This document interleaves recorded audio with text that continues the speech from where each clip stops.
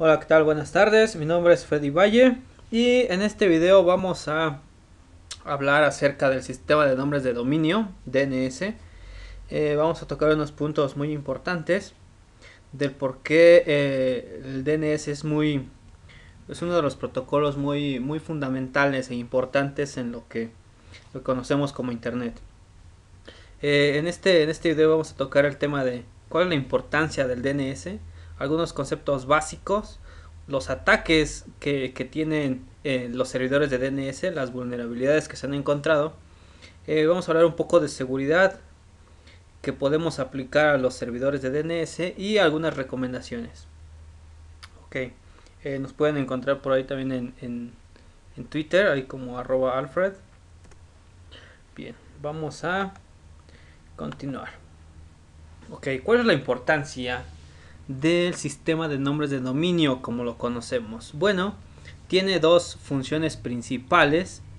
Uno de ellos es que nos permite que podamos acceder a recursos web, es decir, utilizando los browsers. Esa es una de las funciones principales. La otra es que nos permite el envío y recepción de correo electrónico. Ahora, ¿cómo es que realiza estas dos funciones los servidores de DNS? Bueno, como sabemos, o algunos de nosotros ya hemos visto cómo funciona, es que si hacemos una analogía, los servidores de DNS funcionan como las agendas telefónicas, es decir, para nosotros, las personas, es más fácil recordar los nombres o un alias o algo que describa un servicio o un nombre con un número telefónico, ¿no? Haciendo la analogía. Por ejemplo, para nosotros es más fácil buscar en la agenda telefónica Domino's Pizza a que o lo tengamos muy, pero muy presente cuál es el teléfono, ¿no? Ok, de igual manera los servidores de DNS o la función de los DNS es esta traducción, esta asociación entre nombres descriptivos en la internet y las direcciones IPs. Es decir, por ejemplo, en nuestro caso tenemos un ejemplo aquí que es www.itsecure.mx.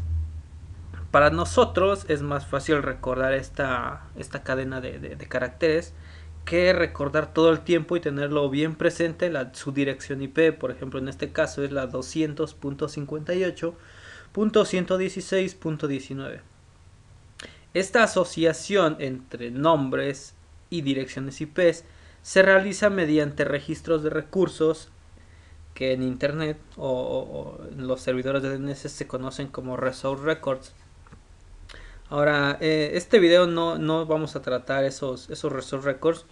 Prometo realizar otro video más profundo para revisar estos registros. Pero ahora lo que nos compete pues, es finalmente cuál es la importancia, ¿no?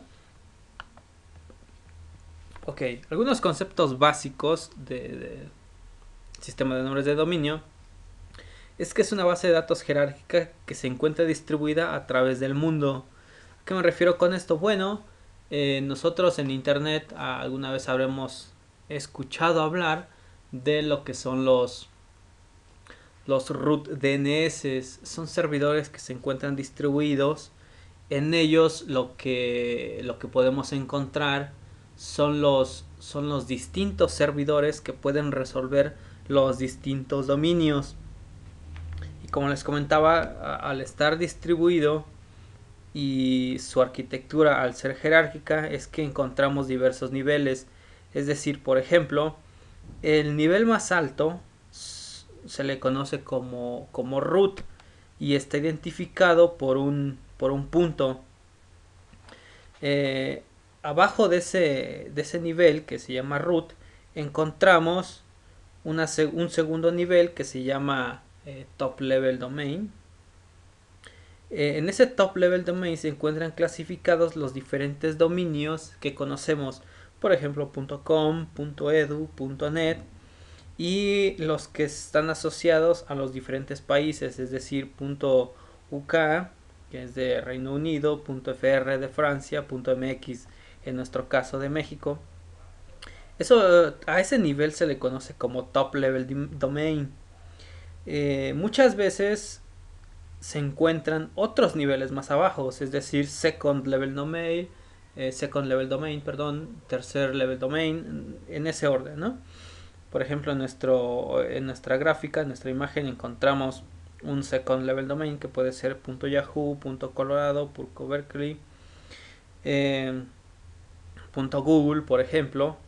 Y más abajo encontramos otro tercer nivel. Esto es, por ejemplo, www, en nuestro caso de yahoo.com. Eh, de esta manera se encuentra distribuida la arquitectura de los servidores de DNS, ¿no? Ahora, a la descripción completa de cada uno de estos dominios, de estos niveles, es con lo que se conoce como FQDN. El FQDN significa Fully Qualified Domain Name y sirve como un identificador en la internet. ¿A qué me refiero? Por ejemplo, eh, www, que se encuentra en el tercer nivel de dominio, pertenece a otro dominio más arriba, que es su nivel segundo o su segundo nivel, que es Yahoo. Yahoo a su vez pertenece a otro dominio, que es el .com. Entonces, todo el www.yahoo.com, eso se le conoce como un FQDN. Ok, bien. Ahora, ese FQDN puede estar asociado a una o más direcciones IPs. Eso depende de los administradores de cada dominio, ¿no? Y de qué tantos servicios se presten en la internet. Ahora, hablando un poco más de los conceptos básicos. Este concepto de asociar nombres y direcciones IPs surgió por allá a los mediados de los años 80, pero en aquellos tiempos pues no se había definido una arquitectura como tal que sirviera para esta asociación, para esta traducción. En lo cual en un inicio se usó un archivo etc host. De hecho, bueno, muchos de nosotros debemos conocerlos.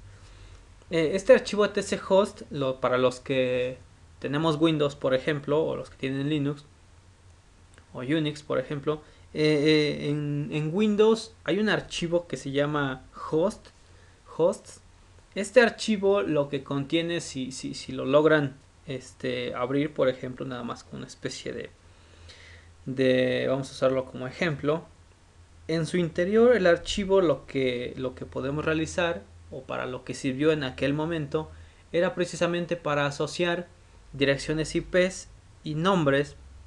¿Por qué? Porque todavía no se había contado con una arquitectura como lo es ahora, ¿no? Como son los DNS. En aquellos tiempos, si tú querías traducir una dirección IP, un nombre, perdón, a una dirección IP, lo que usabas era este archivo, y de esa manera te permitía resolver direcciones IPs. Ahora, ¿cuál fue el problema del por qué esta solución en aquellos tiempos se desechó? Bueno, principalmente estaban dos. Uno es que era la escalabilidad, es decir, si tú quisieras o querías en aquellos tiempos acceder a muchos recursos en la internet, pues cada uno de esos recursos tenías que estarlos agregando en el archivo. Esto obviamente pues no proporciona mucha escalabilidad. La otra es que cada vez que tú quisieras acceder a un recurso en la internet, tendrías que estar consultando este archivo todas las veces que quisieras accederlos, ¿no? Esto obviamente disminuye el performance del dispositivo. ¿Por qué? Porque no es sano, ¿no? Estar realizando muchas consultas. Por ejemplo, la caché la observamos nosotros en los procesadores, lo cual si está realizando una función muy seguido, muy continua, esa operación se almacena en la caché del procesador, lo cual lo que hace es agilizar todavía más la operación, sin necesidad de estar realizando muchos cálculos otra vez. Ok, ahora hablemos un poquito de los ataques que tienen los servidores de DNS. Uno de ellos, de hecho creo que está de más, es muy conocido, que es el de Denial of Service, lo cual atacamos la infraestructura de un servidor de DNS para que en determinado momento pues deje de responder o deje de prestar el servicio para lo cual está bueno, lo cual es su función, pues. Es decir, a lo que me refiero es, por ejemplo, es muy común escuchar ataques de DOS a sitios web, lo cual consiste en inundar muchas peticiones a este servidor en que de tal manera que llegue un momento en el que no sea capaz de manejar todas las peticiones de los usuarios y pues deje de prestar el servicio, ¿no?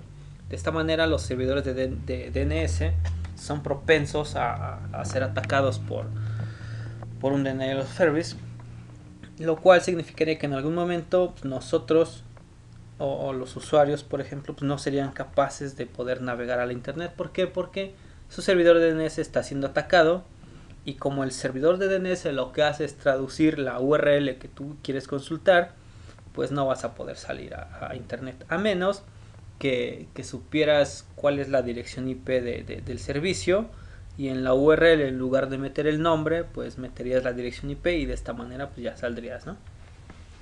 Ok, otro de los ataques también más muy comunes en los DNS, en los servidores, se llama lo que es un DNS spoofing. En DNS spoofing se conocen dos métodos.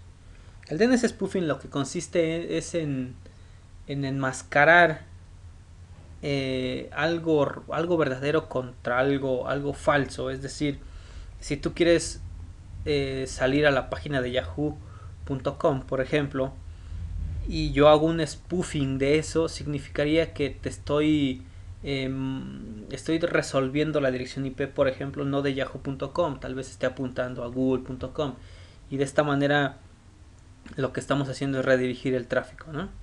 Ahora, dentro del DNS spoofing existe lo que es el cache poisoning. De hecho, más adelante vamos a ver un slide de este ataque. Y lo que es el man in the middle o el hombre en medio, ¿no? Podemos realizar estos dos tipos de ataques a los servidores, a la infraestructura de DNS. Y hay otro ataque que creo yo ya no es muy recurrente o recurrido. Se le llama farming. Este ataque de farming se usó mucho modificando la intención lo que era envenenar o modificar el archivo de host el que le hablaba del que les hablaba hace un momento. Eso se realizaba mediante no sé un ataque de malware, un ataque de virus, que lo que hacía era precisamente buscar ese archivo e ingresar algunas entradas, ¿no? De tal manera que si tú quisieras o querías ir a la página, por ejemplo, de algún banco, en el archivo host lo que hacía era meter la URL de tu banco y una dirección IP, obviamente no la real, sino que te redirigiera obviamente a un servidor web donde no estuviera la página de tu banco, sino lo hacen con el fin de pues, obtener tus credenciales, tarjeta de crédito, nombre de usuario, tu password incluso. Y bueno, esa información obviamente los atacantes pues, la utilizaban ya ahora sí en la página web genuina, ¿no? Y de esa manera pues robaban, no sé, por ejemplo, transferencias, información bancaria, no sé, digo, podrías realizar muchas cosas con ese tipo de información. Ok, este es un ejemplo de cómo se realiza el cache poisoning. Lo que les comentaba consiste en envenenar la caché de un servidor de DNS de tal manera que si tú consultas a tu servidor de DNS preguntando, por ejemplo, en este caso vamos a revisar de qué se trata. En el paso número 1 que vemos aquí arriba, el usuario malicioso lo que hace es envenenar la caché de tu servidor de DNS diciéndole que la dirección IP de una imagen, por ejemplo en este caso, que la imagen se llama ejemplo.jp, es la 172.16.3.2. Tu servidor de DNS lo que hace es almacenar esa entrada, esa asociación, esa relación de nombre y dirección IP en la caché del servidor, de tal manera que cuando tú, un usuario que estás en la red interna, quieres consultar ese recurso, el servidor de DNS lo que te dice es que, pues quieres acceder al recurso ejemplo.jp. Bien, su dirección IP es la 172.16.3.2. Siendo que esa IP no es la real, sino te está redirigiendo a un sitio malicioso, ¿no? Cuando abajo vemos que, por ejemplo, la dirección IP genuina es una 192.168.1.23. Ahora, estas direcciones IPs obviamente están dentro de la red interna, pero esto, por ejemplo, se puede realizar eh, en la internet, ¿no? Con direcciones IPs públicas. De tal manera que no solamente se queda en la red interna, sino que puede interpolarse hacia la red, hacia internet, por ejemplo. En eso consiste lo que es el ataque de cache poisoning. El nombre en medio, por ejemplo, lo que consiste es que tú, cuando metes en tu browser wikipedia.com, hay un dispositivo en medio, el atacante en este caso, lo que hace es interceptar esa petición y devolverte una dirección IP obviamente errónea, pues. Bueno, no errónea, sino te manda la dirección IP de un sitio que ellos tienen alojada para que te hagan creer o te hacen creer que finalmente te estás yendo al sitio correcto, ¿no? En este caso, por ejemplo, les mencioné Wikipedia, pero puede haber sido, no sé, una página bancaria, PayPal, no sé, cierto, cualquier URL, ¿no? Cualquier sitio web. Ok, ahora en seguridad, hablemos un poquito de seguridad acerca de lo que es la infraestructura de DNS. Bueno, hay un nuevo estándar, un nuevo protocolo que precisamente lo que hace es viene a solucionar, viene a resolver parte de las vulnerabilidades que se encuentran con el actual protocolo. Es decir, el DNSSEC lo que viene a realizar principalmente son dos funciones principales. Una de ellas es que permite certificar la validez de la dirección del sitio web que se visita. Esto es mediante un certificado. De hecho, el DNSSEC precisamente usa certificados y una llave por ahí, que lo que hacen es como que como autenticar, pues, que realmente la petición que estás realizando y la respuesta que te devuelva tu servidor de DNS venga siendo la dirección IP del sitio que quieres visitar, ¿no? De esa manera lo que logramos, por ejemplo, con un ataque de hombre en medio, pues no se podía realizar tan fácilmente, o un DNS poisoning, por ejemplo. La otra función es que asegura que el usuario obviamente te conectes al sitio real y no te realicen un ataque de en medio, ¿no? De hombre en medio, perdón. Bien, las recomendaciones. Ahora podemos dar en este video dos tipos de recomendaciones. Una para un usuario final, por ejemplo, en nuestro caso, como yo lo estoy haciendo. Una de ellas sería, por ejemplo, mantener siempre actualizado el sistema operativo, ¿no? Digo, por ejemplo, en el caso de Windows hay muchas actualizaciones que las dejamos por alto, que jamás las actualizamos. Una buena práctica sería programar el sistema operativo para que a cierta hora pues realice actualizaciones, ¿no? Se conecte a lo que es el Windows Update y empieza a realizar las actualizaciones y las instale, ¿no? Bueno, que las descargue y las instale, obviamente. La otra recomendación es que siempre contar con software antivirus. La otra recomendación es mantener un firewall siempre activo. Digo, en la organización pues al menos deberían existir firewalls por ahí comerciales. Como usuarios internos, como caseros, por ejemplo, podemos decir. Es que, por ejemplo, debemos tener por lo menos el firewall de Windows, ¿no? Digo, sabemos que no es muy bueno, pero bueno.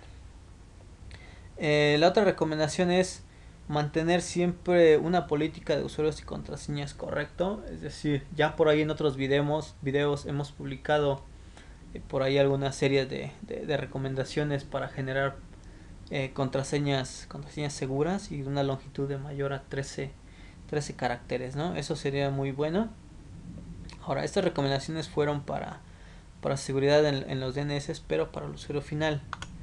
Hablando en una infraestructura de DNS, es decir, en organizaciones ya establecidas, podemos dar unas recomendaciones que serían en este caso las siguientes. Una de ellas es contar con un control de acceso a la red interna, es decir, que podamos autenticar a los usuarios a través de un usuario, password, e incluso podemos llevarlo a otro nivel, ¿no? En este caso contar con certificados. Por ahí igual vamos a presentar unos videos más adelante de cómo realizar este control de acceso, por ejemplo. Contar con un sistema de monitoreo efectivo. De esta manera podemos saber qué es lo que se está realizando, ¿no? en nuestra red interna, qué usuario está consultando muchos recursos en la internet, cómo está, por ejemplo, el nivel de performance de nuestros servidores de DNS, cuántas consultas realiza. No lo sé, por ejemplo, este sistema de monitoreo nos podría decir fácilmente cuándo estamos siendo atacados por un DOS, ¿no? O un DDoS, por ejemplo. Concientizar a los empleados frente a ataques de ingeniería social, esto es muy bueno. ¿Por qué? Porque muchas veces, por mucho que tengamos seguridad en las organizaciones, si nuestros empleados y los empleados no están conscientes de este tipo de ataque, de lo que es la ingeniería social. Es decir, puedes realizar una llamada, pedir información y los empleados, las personas, pues podemos muchas veces dar información, ¿no? Que probablemente pueda ser utilizado en nuestra contra o contra la organización. La otra es que podamos solamente acceder a la caché de los DNS desde la red interna. Esto por ahí muchos de los servidores de DNS, algunos libres por ejemplo como el Bind, otros comerciales, por ejemplo por ahí hay unos de Cisco que se llama Network Register. Vienen parámetros por ahí muy específicos, lo cual nos permiten restringir este tipo de consultas, ¿no? Que nada más se puedan realizar desde la red interna, desde ciertos segmentos de red, ciertos usuarios. Hay muchas variables por ahí que necesitan revisarse a profundidad y que pueden ser configurados. Obviamente lo que lograremos con esto pues, es que estuvieran configurados de manera muy correcta, ¿no?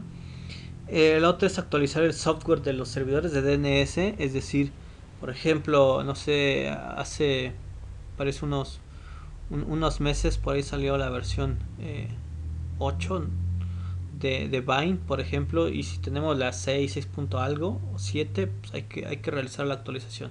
Obviamente siempre con la justificación que debemos presentar, ¿no? No nada más porque, acabo de salir la 8.5, hazla. No, digo, finalmente hay que realizar todo un análisis de cuáles son los bugs, por ejemplo, que viene a actualizar o a resolver esta nueva actualización de software, ¿no? No por el simple hecho de que sea la versión más nueva es la más segura, muchas veces es contraproducente, es decir, sale la nueva versión, actualizamos y justo en eso tienen muchos bugs, ¿no? ¿Por qué? Porque no se realizaron muchas pruebas, no contemplaron, no lo sé, muchas cosas. La otra, como ya les había dicho, es configurar el servidor de DNS de forma correcta, es decir, debemos revisar todas las variables, qué es lo que nos podría pegar. Por ejemplo, por ahí hay un tema que de hecho voy a tocar en el próximo video, que es el funcionamiento de los servidores de DNS en modo iterativo y en modo recursivo.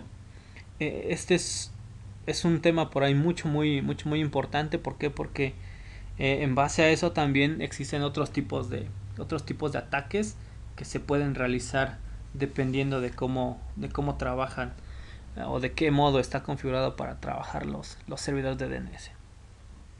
Bueno, con este slide terminamos. Espero que les haya gustado y cualquier duda o comentario pues nos pueden localizar por ahí en Twitter o a través del correo electrónico, ¿no? freddy.valle@ itsecure.mx. Ok, los dejo y buena tarde. Bye.